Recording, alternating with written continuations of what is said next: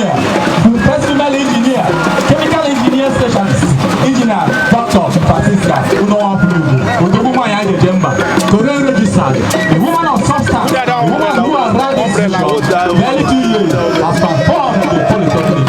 Women are second to none in the capitals of the world. Igwe!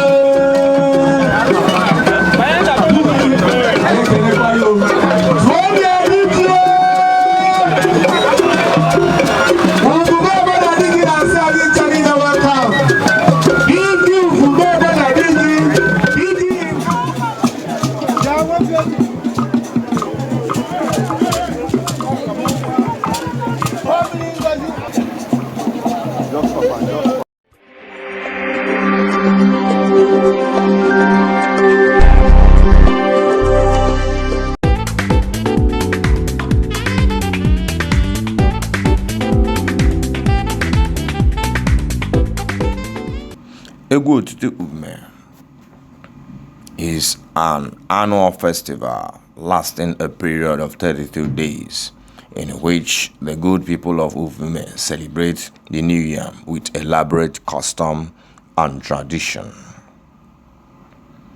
Egwu Otute is believed to be customary practice in the footsteps of their ancestor, who they believe discovered the edible nature of yam when roasted by fire. Historically, UVUME people believe that after the discovery of yam being edible when roasted, inspired the search for yam tubers. This search gave rise to the phrase "Ikpambaji." Accordingly, the term Otute is a short form for Otuto Chukwu Kere Ihe Si na Jioko, which was started when UVUME ancestors began to thank the sovereign lord annually for giving their progenitor the gift of discovering a yam tuber subject to roasting or cooking was edible.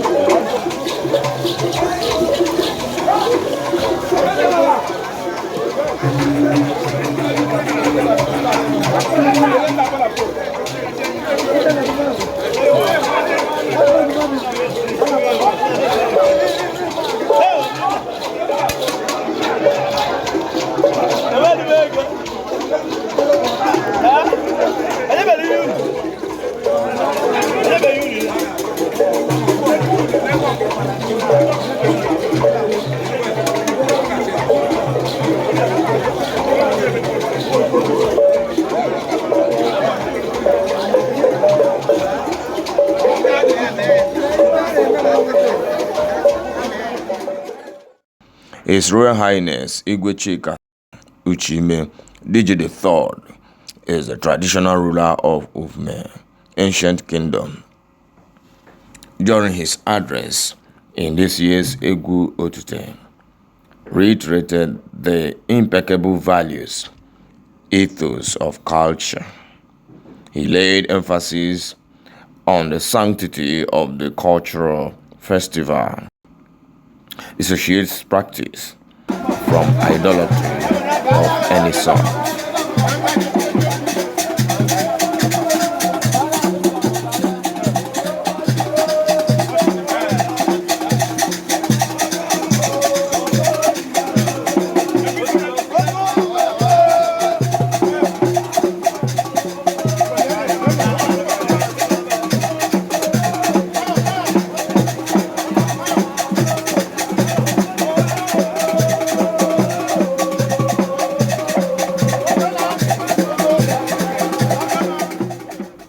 Ufuma has no idols attached to yam and its festivities, the traditional ruler asserted.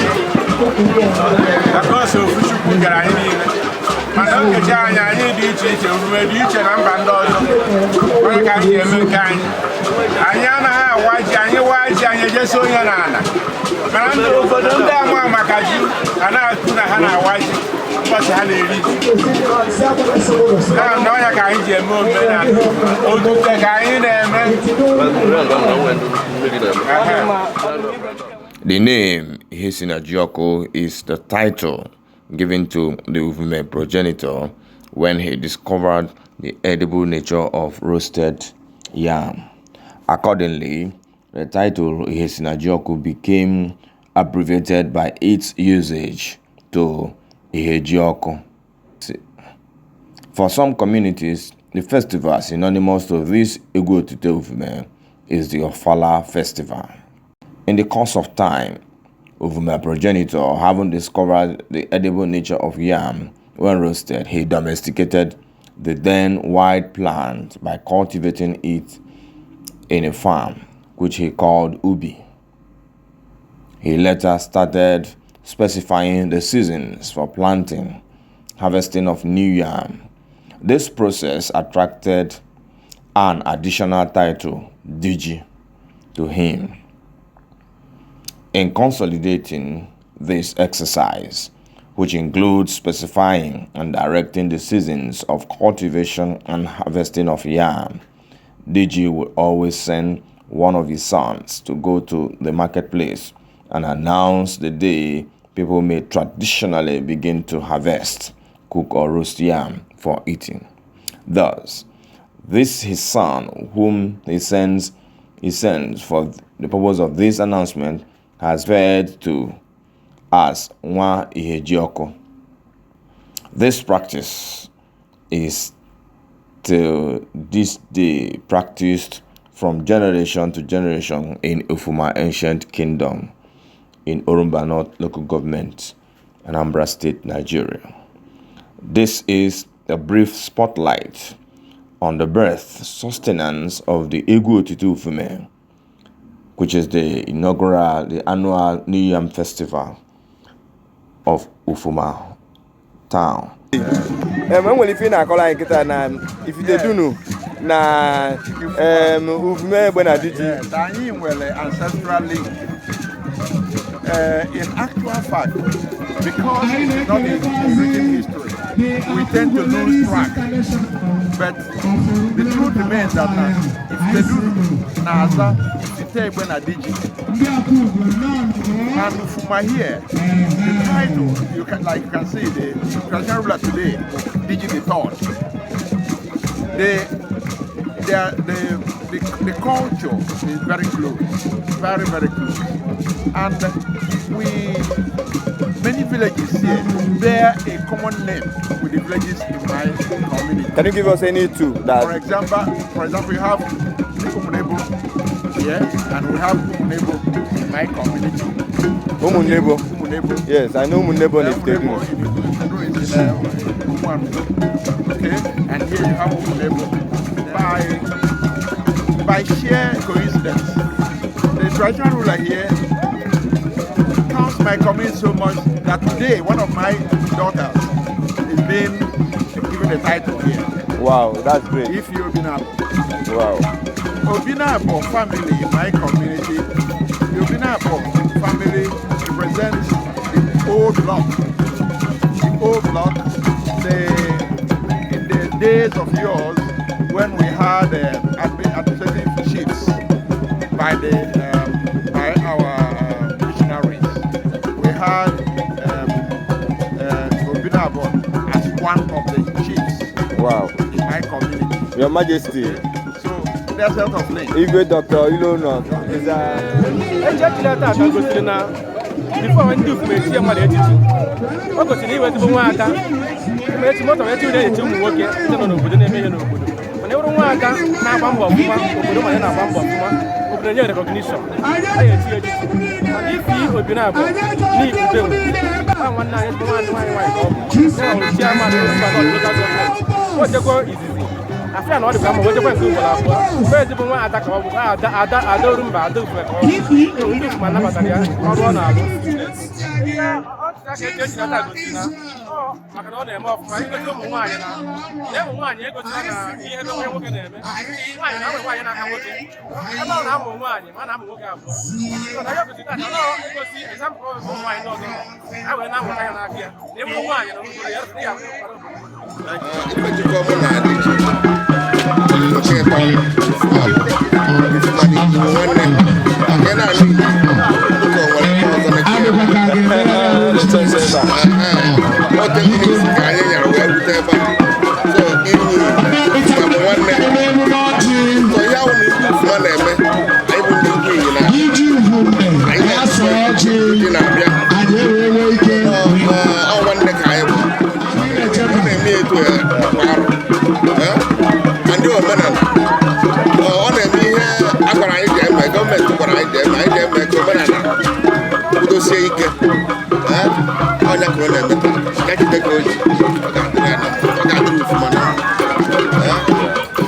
Thus, it is an annual outing within 32 days, when the DIJI of Ufuma greets his subjects, who in turn pay homage. Other activities in this festival involves the conferment of honorary chieftaincy titles by the traditional ruler of Ufuma town. This year's festival was greeted with heavy downpour, albeit the people's joy knew no bounds. They remained unstoppable despite the heavy rainfall. Nze Henry Nebe Agone Chamber was the chairman of this year's memorable festival.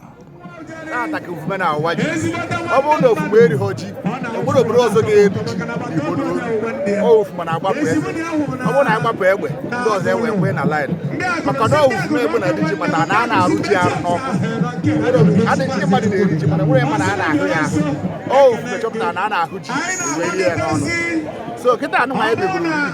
The man and the obodo ozo bara ibu. All DIJI anu wa ya ECG na men meluji. Ya na emeta la be jiri maru Ufuma ebe na DIJI. Anyị na-egosi ọhaneze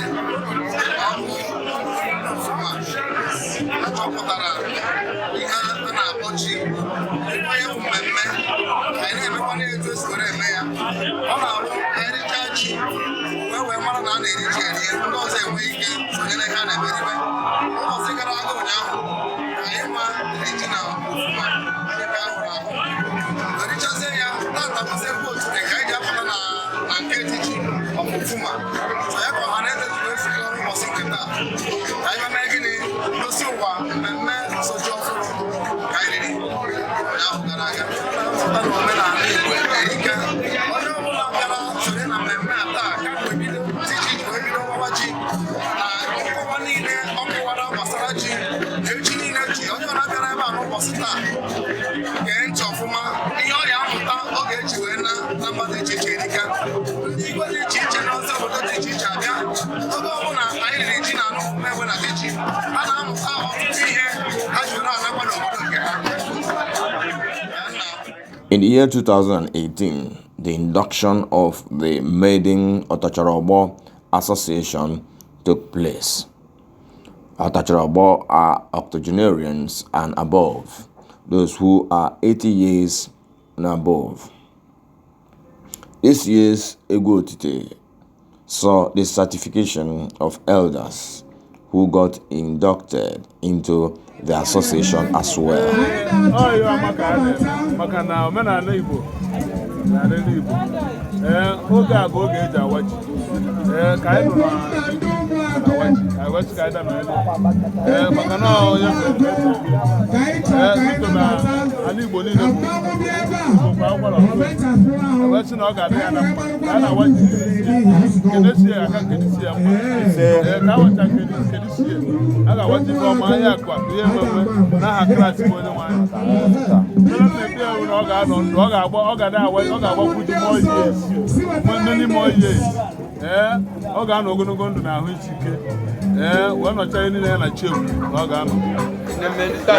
Egwu Otute ọnọdụ obodo ndị ọzọ na-akpọ ọfala mana anyị na-akpọ Egwu Otute ụbọchị Igwe DIJI sekọnd ya pụta wee kelee obodo wee gụọ ahụ gosi na anọzụgo nwa iyi a ụbọchị a na-ebido iri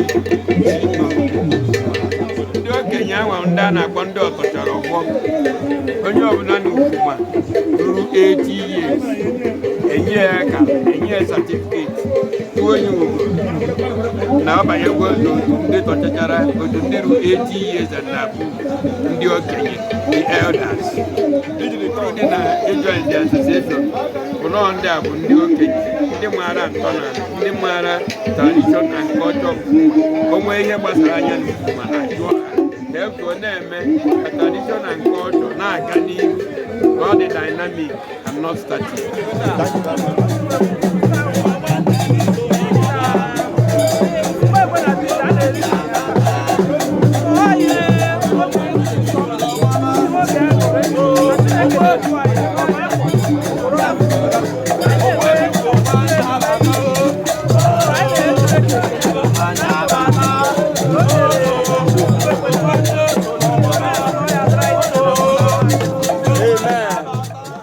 All guests were treated to a grand reception as cultural display as usual were in their satisfactory numbers. Egwu Otute for 2021 happened within the space of 9th July 2021 that was climaxed on the 7th of August 2021. The director of Ufuma campus, Sir Harold Mbanosi. The deputy registrar, engineer, Dr. Francisca, the registered, a woman of substance, a woman who has led this institution barely 2 years, has performed in the Polytechnic. Women are second to none in the West African sub-region. Igwe!